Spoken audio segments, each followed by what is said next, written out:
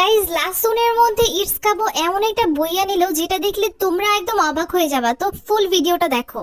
তো গাইস আজকের স্টোরিটা অনেক ইমোশনাল। এখানে আমি 16টা কিল করার পরে শেষে একটা প্লেয়ার বেঁচে আছে আর ওকে মেরে দিলে আমার 17 কিলের বুইয়া হয়ে যাবে, যেটা আমার জন্য অনেক ইম্পর্টেন্ট। বাট ও টিম আপ করা শুরু করে আর সেটা দেখে আমি ওর সাথে টিম আপ করি, ভাবি যে টিম আপ করবো, টিম আপ করাটা শেষের দিকে মেরে দিয়ে বুইয়া করে ফেলবো, কারণ 16 কিল প্রায় 17 কিলের কাছাকাছি হয়ে গিয়েছে। 16 ভার্সেস স্কোয়াড ম্যাচ ছিল, কিন্তু তারপর ও টিম আপ করা শুরু করে দেখে আমি ওর সাথে টিম আপ করি, ওর সাথে দাঁড়াই, ওর সাথে একটা ছবি টবি তুলে কথা বলে। কিন্তু ও যে কি করে জানো, ও যে ওর টিমমেটকে রিভাইভ করা শুরু করে।